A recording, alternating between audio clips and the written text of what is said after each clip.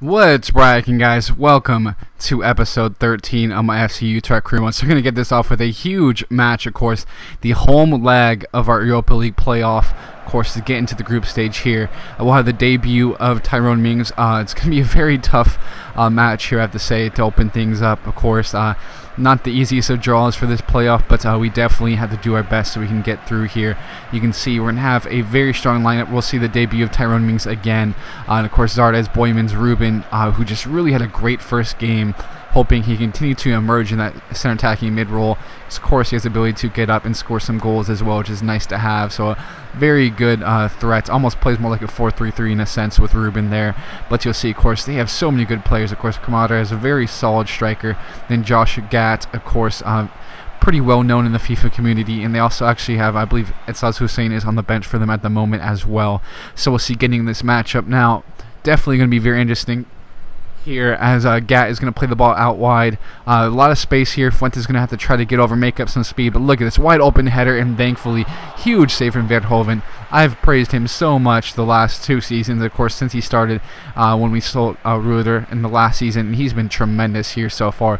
Excited to have him. Exactly why I have not spent much on the keeper. Look at this, Zardes out wide, and to cut back in. He's just going to take a rip. This finesse shot, what a goal from Giassi Zardes right there.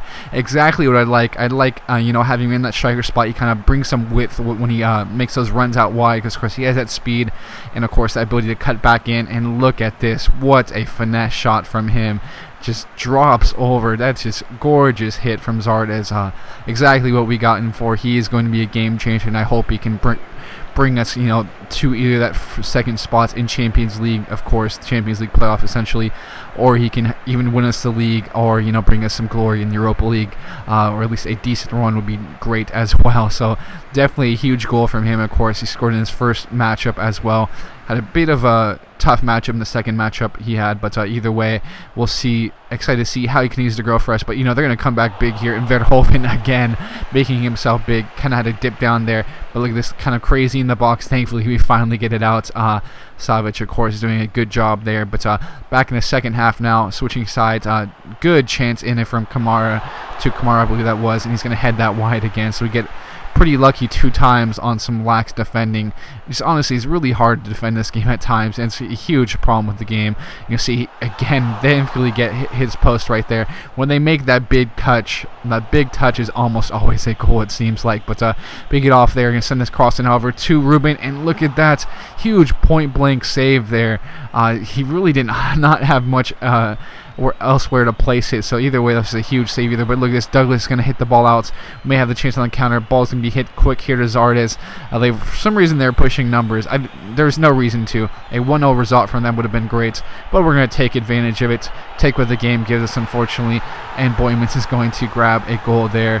So it's pretty disappointing, honestly. They have these new so-called revolutionary, different tactics, the addition of all-out attack and park the bus, and they really just seem to make the computer either really stupid or really overpowered at times. But you'll see here, of course, it's just a really solid matchup overall. Definitely deserve the result, but we do need backup strikers, and maybe another backup midfielder. And so we're going to look at Samendi Yasiel, of course, from Liverpool. Definitely a quality player, so definitely would like to see him fit into our side. And also, I was recommended to go after Enes Ünal, so I definitely will, and he is thankfully available, and his wages are so cheap, so we'll take it. Have the youngster come in, contribute to us, of course, and move on. Hopefully he'll do a good job contributing for us in a pinch when he gets those chances throughout this career mode, because we definitely need him, just because we don't have any other strikers.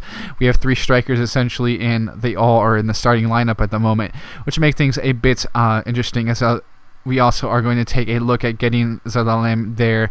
So definitely some good players, but we have to go back in this matchup against Ado Den Haag here.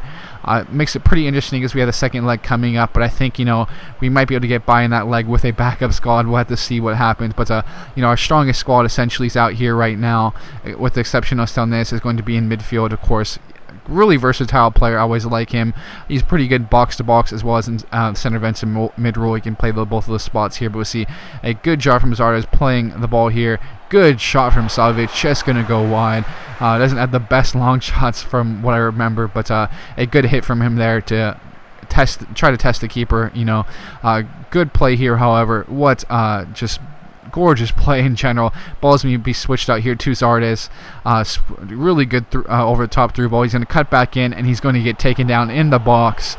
And that was just a great run from him, of course, coming out wide. He brings so much width when he's playing at striker. Sometimes I think about playing out left mid, but just at striker, he makes really good runs, and of course, is able to find ways to stretch the defense, whether it be out wide or down the middle. Boyman's going to take that and slot that away. Just put power on it from now on. I'm not the best penalty taker, so that's kind of my go-to now. Put power, try to put it up high, either down the middle or maybe a little bit to left or right, shaded to left or right. But either way, really good penalty taken there from Boymans, of course. See if he continues form from last season when he was our leading goal scorer and winning the Golden Boot in the league as well. Look at this. Boymans, I probably could have kept on going and scored right there. I do not know why I did not, but either way, looks like we may have a chance again. Ball's going to fall back here to Zardes. Does a good job holding up play, finding Gomez, and he's going to put that away. That little spot there is honestly an automatic goal. That little spot, no matter what, it's not even necessarily the short post. If you hit on either side, the keeper just cannot react at all. Like, no matter where in the box in that area you are, I don't know what it is. Seems like just a dead zone for keepers in general. But either way, come back here, may have another chance. Fuentes going to have to send this ball in. Zardes goes up, and he's going to go down with an injury. Oh man, we have to see what's happening here. Has to be taken off essentially. So man, if we were to lose him for a big amount of time, that could really hurt us, especially just after the transfer window ended. But thankfully, we do have NSU Null. We have Yasil as well now, so we have some cover at the least, so hopefully we can push through. But either way, it's not the same as Yossi Zardes, I'll say. But either way, they're going to come back here. Otto Den Haag have a good little chance of some very good play. Look at this little one-touch passing. Had the ball back out here. Ball's going to get crossed back in, and look at this. That's just a gorgeous goal again. Can't do too much about it. That's some beautiful play. One-touch passing from basically every player, it looked like there. As you see the cross, header back, just touches it back here out wide, and that's going to be a goal from Shet right there. Weird name. I probably pronounced it and butchered it horribly, but either way, they have a chance late in the game to steal points. Can they? And it's going to be hit just wide, thankfully, so we'll get away with that one. If we would have dropped points late, that would have been extremely, extremely frustrating. Very sad, honestly, but Verhoeven, of course, a pretty big guy there, but either way, he's been huge for us this season, coming with some big saves, of course, last season as well. So excited to have him continue on. He's 34-35 now, but he's still growing 8 bits, and he's a solid keeper at this level, I'd say.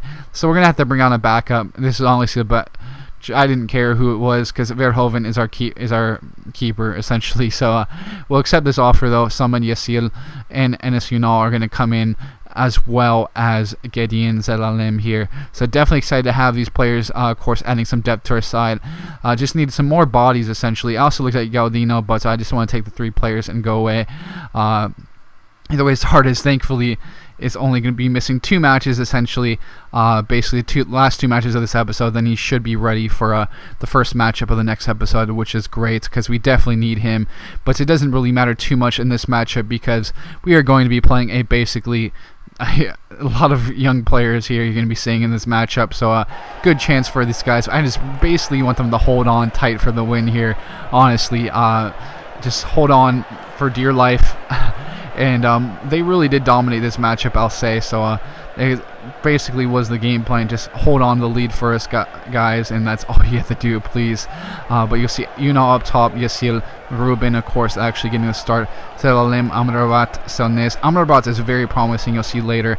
Mings, Marquette, Lechner, and a few other players as well. Some good chance here. Look at this, Selnes. That has to be a penalty, right? It looks like a penalty, but either way, we'll have to take it. We'll get through it. Coming back here, that goes just wide. I was saying before, they really dominated this matchup, especially this early parts of the first half. But either way, look at this dreadful marking in the PC, the CPU, and look at that. We'll take it. It's going to grab a goal again, and I can't stress how much this marking is absolutely horrendous in FIFA. That's probably because I just play FM so much, and I'm kind of a football nerd. I just watch so much of it. I noticed everything bad about the game. Unfortunately, gameplay wise, hopefully it doesn't ruin my experience too much as much as it can, essentially. But Unal's going to grab the goal here, so good goal from him. Essentially, this one's kind of locked up unless we just have a gigantic collapse. They would need 4 goals here, but look at this great play. Yassir is going to take a great touch, send it back in for Unal, and look at that finish. That was just tremendous work on all facets. That was a great ball. I believe that was Fuentes, actually, who came on there. Then Yassir took a really good touch just on the touch line. He's able to put enough power on that sliding cross back in. Falls to Unal and almost gets saved by the keeper, essentially. But either way, huge game here from Unal. Definitely what we wanted from him here in this matchup, of course. Coming on, grabbing 2 goals and a big start for him. But definitely is what we're expecting from him, contributing when he's needed. But because we win that playoff, we see our group now. Atletico Madrid, don't know how they're in the playoff. They must have really struggled. They must have lost either, the Champions League playoff or something, or just struggled in the league, essentially. But Olympiacos and Dundalk, I believe that's the Irish side as well. So definitely need to get 6 points there against Dundalk, and would like to at least grab 4 points against Olympiacos would be nice, and we'll see what we can do against Atletico Madrid there. But the final match of the episode will be against Nagbreda. Definitely was a frustrating match, I'll say. A lot of chances created throughout this, but of course no Zardes, so Unal actually is going to get the start up top, so we'll see how things go. But Arzait there, so I did want to get Ruben that game because we need him, but I don't know. I should have just started Badarzite probably, but I always like using Ruben, so that was probably a bad idea, to be honest. So hopefully it doesn't backfire here. But either way, Tesho Akindele, actually MLS striker, Canadian, plays for FC Dallas, is actually on Nakbreda now, so we'll see how he does for them. But Ayub playing the ball here to Badarzite. He's going to take a swing after turning there. Hit just wide. I mean, that was hit pretty wide, to be honest. But we had some chances throughout this, and it was pretty disappointing. You see Ayub, good job coming out wide. He's going to cut the ball back to Enes Unal. He's going to have a go at it. Way too much power. Shot just rose at the end. Seemed like a theme with a lot of the shots you'll see throughout this one. Have a good chance. Ruben actually came on, I believe, running at the defense here. Has some space, a lot of space, cutting back here in here. He's going to play the ball back over the top to Enes Unal. Good flick on header to Ayub, to Ruben. He's going to cut back in, but look at that deflection there. Looked like a chance for us to go up. That was a very good carved out chance, but looks like this is going to be a tough one to find that goal. Unal is going to have some space. Nice to try to play a bit of a 1-2. He's going to find the ball back, however, to Guaymes is Boymans. Back to Ruben. He's going to cut back. That just has to be a penalty. No ball. That looked like no ball at all. I don't know what happened there. Definitely is a bit questionable, but very frustrating there. So Unal is going to cut back in, may have a chance at goal again. Also fall back to Ayub, hit right at the keeper. So we definitely were very wasteful, to be honest, and so we kind of did that to ourselves. But that chance, with Ruben getting chopped down, that might have been, our chance to go ahead and grab the 3 points. So pretty frustrating, I have to say, but of course we just have to move on. We have to be more consistent in the league. We need to start stringing wins together. I would love to have a month where we just have all wins, essentially just have a big month, because we have never had anything like that, to be honest, because I just have not had that consistency. And Savic, unfortunately, is going to be out for 4 weeks, but I'm not too worried because we do have Sanez, we have Zelalem to come in, Amrabat. We have so many central midfielders that are showing promise. But you see, Vandermeer is going to leave there. Amrabat gets an offer. Again, he looks to be a very promising young player, but on the topic of young players after this, you can see no more transfer business. I think, if we're going to make any moves, it'll be the winter transfer window with some of that Europa League money, if we can go through and stuff. But taking a look at the young players, of course, in this U Squad monthly reports, we have some guys who could be very promising. That winger at the bottom looks like he'd be tremendous. You can see some of their some of their techno stats and the like here. If we can just get some of them to pan out, of course, that would be great. Of course, the guy at the bottom has a winger, and he has some good physical stats, it looks like, already. So I'll probably try to bring him in once he's eligible, unless you guys think I should do differently. Of course, let me know. I've always watched Bama Striker 9. He's a really good YouTuber, but not sure exactly what I should do in that instance. But you see, of course, going to finish this episode off with a squad report, guys. Of course, Fuentes is going up. He's been so good. I highly recommend him to you guys. He's great at center mid, and he's a very defensive-minded right back. If you need to bring on someone at the end of a game. Gomez, unfortunately, is unhappy, so we're going to have to offer him a contract here. Prove his wages a little bit. Of course, it's a pretty high leap there in wages, but either way, we need to keep him on because he's a very consistent player. He can play CDM as well, so that's why I'm not too worried about Savic, even though he has been a solid contributor. And I'm disappointed in the way Ayub hasn't grown, but you can see Zarda is moving up, which is great to see. Rabat, who has been growing very nicely and is, of course, has warranted the calls of the interest of Barcelona. You can see some of our young guys we brought on loan already starting to grow, which is great to see. Butterzite is not too happy because he's not been playing as much.